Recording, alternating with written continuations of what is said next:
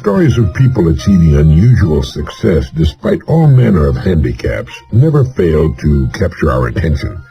They're inspirational, to be sure, but they're much more than that if we study them closely. The boy whose legs were terribly burned and who was told he'd be lucky to ever walk again becomes a champion track star. The woman, blind and deaf, becomes one of the most inspirational figures of the century. And the poor children, who rise to fame and fortune, have nearly become commonplace. In this age of unprecedented immigration, we read and see on television examples of people who arrived in this country without any money and without knowing a word of English, and who, within a surprisingly short time, have become wonderfully successful. In fact, the typical Korean family that has emigrated to the United States during the past 20 years has a higher average income than the average American family that was born and went to school here. Now, how does that happen? Freedom, personal liberty, is the most precious thing on earth. It is also one of the rarest, hence its great value.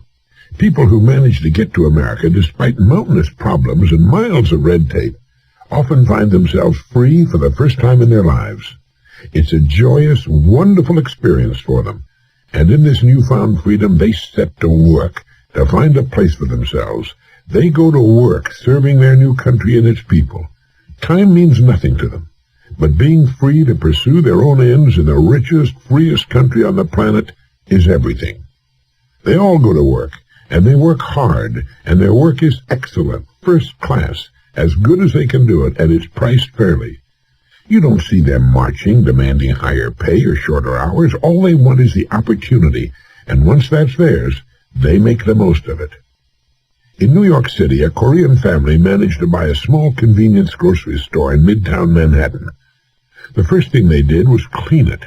It sparkled with cleanliness.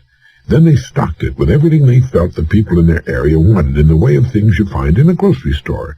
They were open early in the morning. They stayed open late at night. They never failed to smile and give a friendly greeting to their customers. Naturally, they became wonderfully successful. They were open 7 days. One day, customers coming to the store found it closed, and on the door was a sign giving the reason why. It read, "We've gone to Yale University to watch our son graduate." That's an American story. The true story of people who found joy in freedom and in the opportunity to serve their fellow man and make the most of it. What sets these people with such vast handicaps, such as not knowing the language, not knowing the right people, not having any money, or the boy with the burned legs who becomes the champion runner, or a Helen Keller, blind and deaf? What in the world is the answer? The answer, if fully understood, will bring you and me anything and everything we truly want, and it's deceptively simple. We touched on it in our last message. Perhaps it's too simple. The people we've talked about here, and the thousands currently doing the same thing all over the country, are in possession of something the average American doesn't have. They have goals. They have a burning desire to succeed despite all handicaps. They know exactly what they want. They think about it every day of their lives. It gets them up in the morning, and it keeps them giving their very best all day long. It's the last thing they think about before dropping off to sleep at night. They have a vision of exactly what they want to do, and that vision carries them over every obstacle. This vision, this dream, this goal, invisible to all the world except the person holding it, is responsible for perhaps every great advance and achievement of humankind. It's the underlying motive for just about everything we see about us. Everything worthwhile achieved by men and women is a dream come true, a goal reached. It's been said that what the mind can conceive and believe, it can achieve. It's the fine building where before there was an empty lot or an ancient eyesore. It's the bridge spanning the bay. It's landing on the moon. And it's that little convenience store in Midtown Manhattan. It's the lovely home on a tree-shaded street and the young person accepting the diploma. It's the new baby in its mother's arms. It's a low golf handicap and a position reached in the world of business. It's a certain income attained or amount of money invested. What the mind can conceive and believe it can achieve. We become what we think about. And when we're possessed by an exciting goal, we reach it. That's why it's been said, be choosy, therefore, what you set your heart upon, for if you want it strongly enough, you'll get it. Amen to that. It's been said that Americans can have anything they want. The trouble is they don't know what they want. Oh, they want little things. They want a new car. They get it. They want a new refrigerator. They get it. They want a new home, and they get it. The system never fails for them, but they don't seem to understand that it is a system, nor that if it'll work for a refrigerator or a new car, it will work for anything else they want very much, just as well. Perhaps that's best. People come in all shapes and sizes and with goals of infinitely varying specifications, if they have goals at all. Once a person fully and emotionally understands that the goals that are important to him or her can become real in his or her life, well, it's like opening a jack-in-the-box. All sorts of interesting and exciting things begin to happen. Quite often we become truly alive for the first time in our lives. We look back at our former lives and realize we were shuffling along in a kind of lockstep, that we were actually taking our cues from those about us in the unspoken assumption that we're all alike, when nothing could be farther from the truth. We are not all alike. Each of us is quite different, with different abilities, different genetic profiles, different wants in life. What will wonderfully satisfy one particular family and represent complete success for them would be considered failure for another family, all because of their different aspirations, their different plateaus in life, the difference in their lifestyles, upbringings, education. Every facet of our environment as youngsters has an effect upon us and helps to set our course in life. The youngster who knew poverty as a child might aspire to be rich. He might overcompensate because of the desolation of his youth, while another young man raised in an upper-middle-class family who always had just about everything he wanted might settle for a very middle-class adulthood. Things we've always had aren't as important to us as they are to those who've been without them. We talked about freedom on the preceding message and how dear it is to those who never had it, while most Americans take it for granted and never even think about it. If you ask most Americans what the most important thing in the world is for a human being, chances are they'd seldom come up with freedom. Yet as Archibald MacLeish wrote in his fine play, The Secret of Freedom, the secret of happiness is freedom, and the secret of freedom, courage. To understand the subject and the importance of goal setting, we have to realize that it's the very basis of any success. It is, in fact, the very definition of success. The best definition of success I've ever found goes like this. Success is the progressive realization of a worthy goal, or in some cases, the pursuit of a worthy ideal. If you'll give these definitions some thought, I think you'll agree with me. Success is the progressive realization of a worthy goal. That's a beautiful definition of success. It means that anyone who's on course toward the fulfillment of a goal is successful. Now, success doesn't lie in the achievement of a goal, although that's what the world considers success. It lies in the journey toward the goal. We're successful as long as we're working towards something we want to bring about in our lives. That's when the human being is at his or her best. That's what Cervantes meant when he wrote, "The road is better than the inn." Quite often romantic stories end with the loving couple getting married. That's just the beginning of the real story. When the young person stands before his school's president or principal and receives the diploma, that's called commencement. That's the beginning. It's an important milestone, to be sure, and congratulations are certainly in order. But where are you going from there? Once a person has realized the goal for which he or she has so assiduously toiled, that's wonderful. It's time for a rest and some self-congratulations, time to savor the achievement. But we're no longer successful by my definition until we set a new higher goal toward which to work. We're at our best when we're climbing, thinking, planning, working, when we're on the road towards something we want to bring about. I don't mean by this that we should become workaholics, far from it. In fact, It's been well established that the most successful men and women manage to live in a wonderful state of balance, with lots of recreation. Take that word recreate apart when you've got some time, and you'll find it interesting. And they get lots of rest.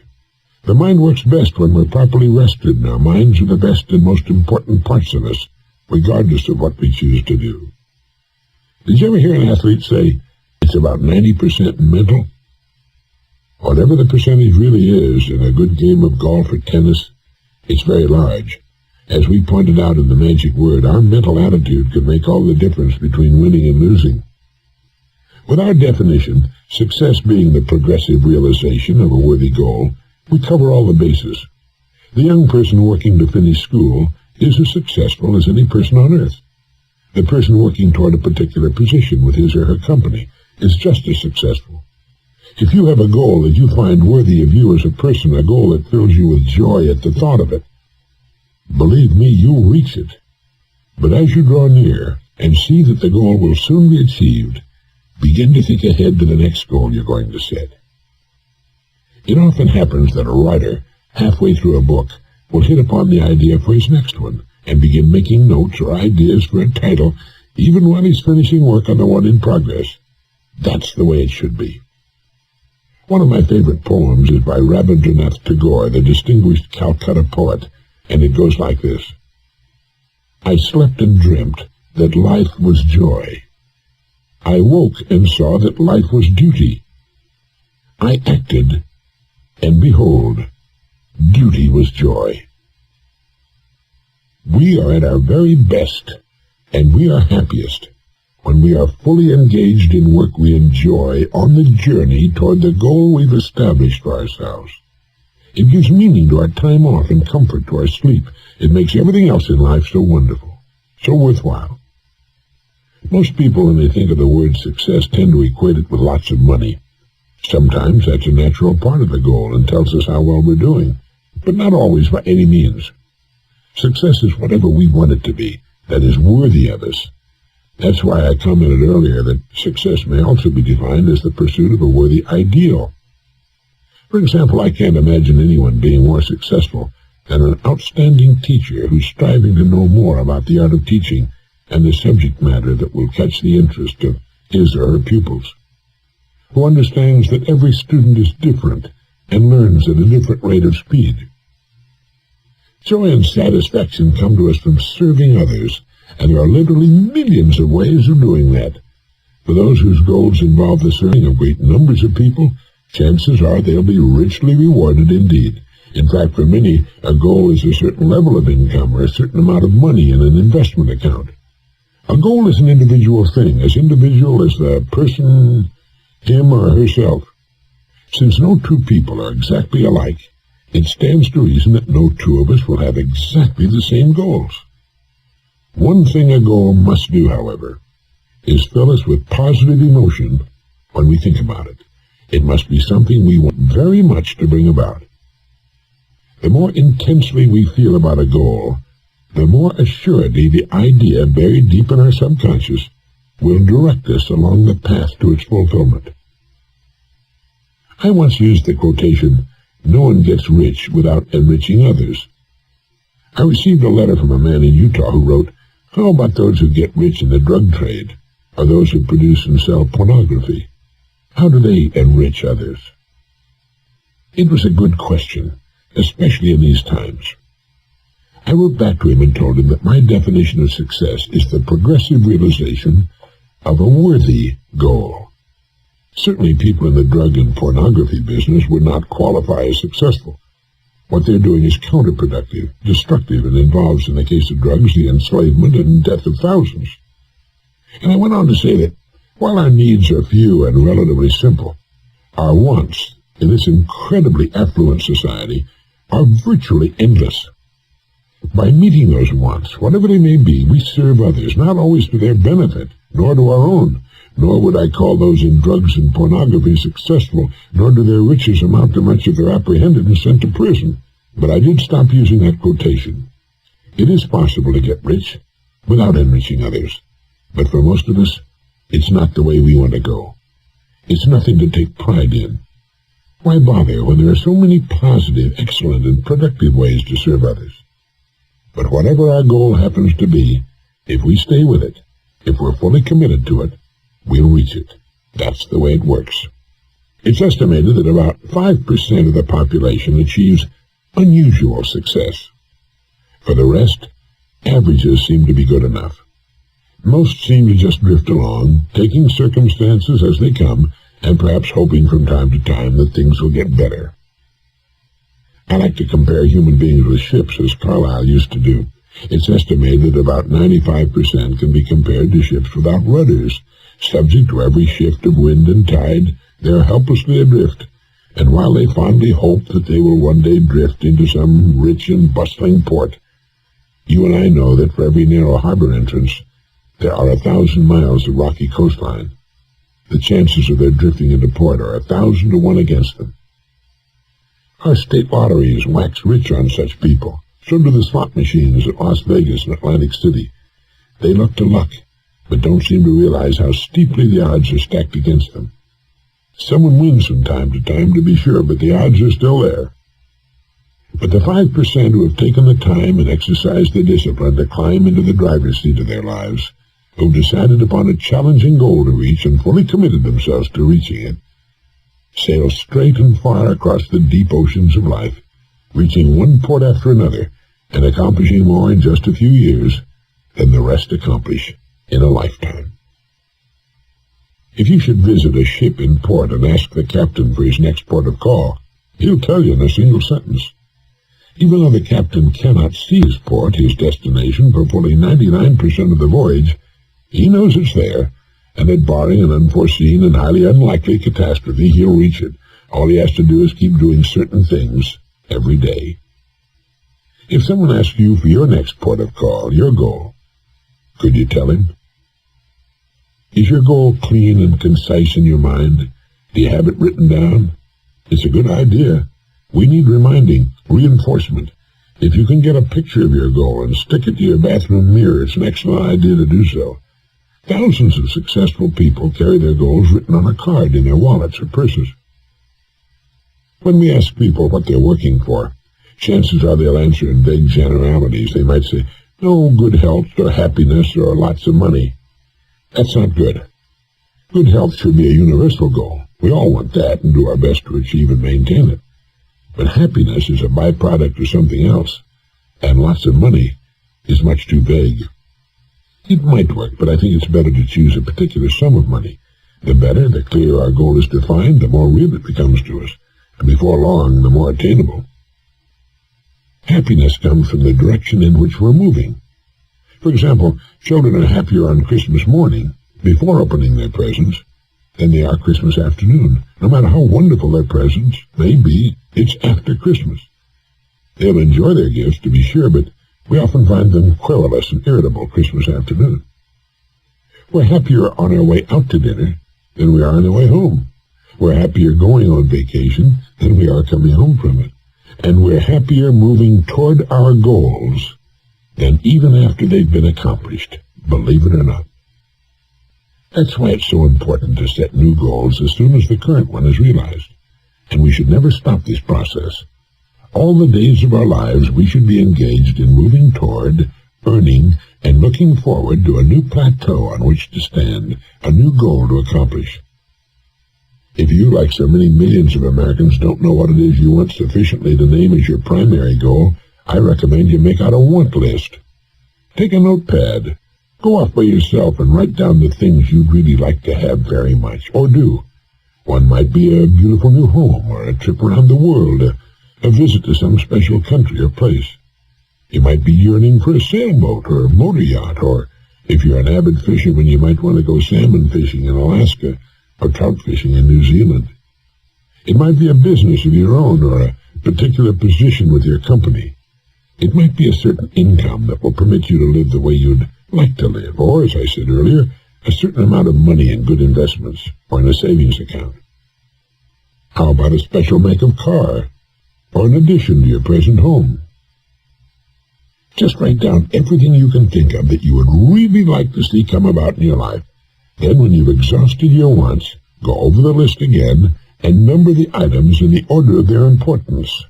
Then make number 1 your present goal. Listen to this message often, as I hope you'll listen to all the messages until they become a habit-knit way of thinking and doing things. Believe me, the system works. It works every time. Life plays no favorites. If anyone can succeed, and millions do, so can you.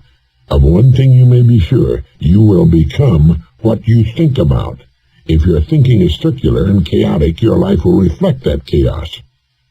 But if your thinking is orderly and clear, if you have a goal that's important for you to reach, then reach it. You will. One goal at a time. That's important. That's where most people unwittingly make their mistake.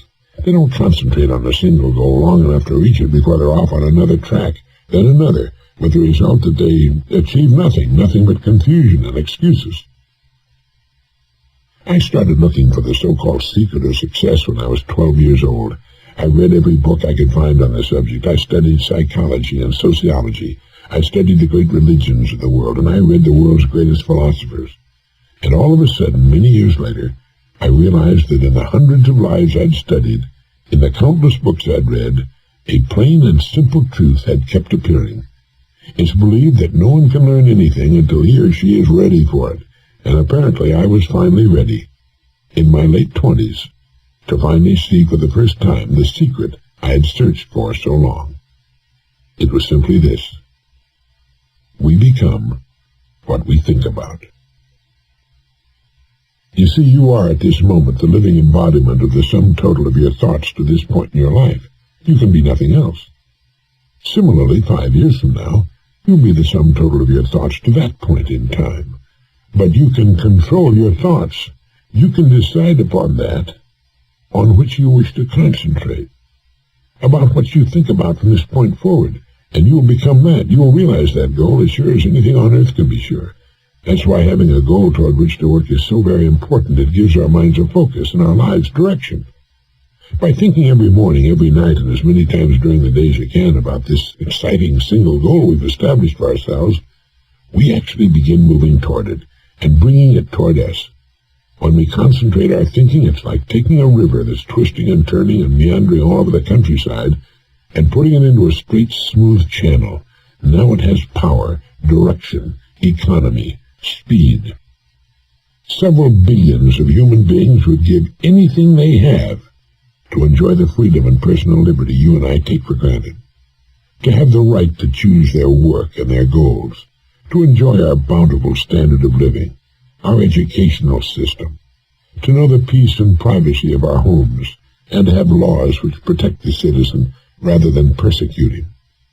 We have it all, yet in the midst of our plenty, millions lead unhappy, aimless lives. They live in tiny prisons of their own fashioning.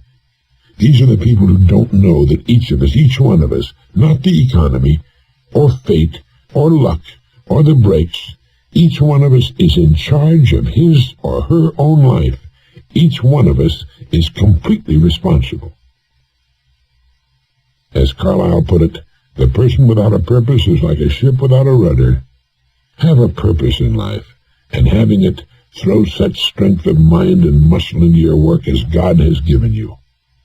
He also said, a person with a half volition goes backward and forward and makes no way on the smoothest road.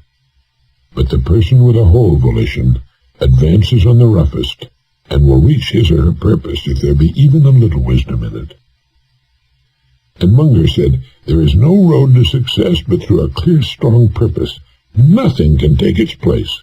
A purpose underlies character, culture, position, attainment of every sort. So decide upon your goal. Insist upon it.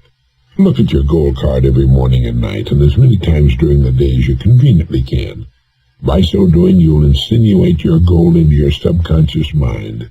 You'll see yourself as having already attained your goal, and do that every day without fail, and it will become a habit before you realize it. A habit that will take you from one success to another all the years of your life. For that is the secret of success, the door to everything you will ever have or be.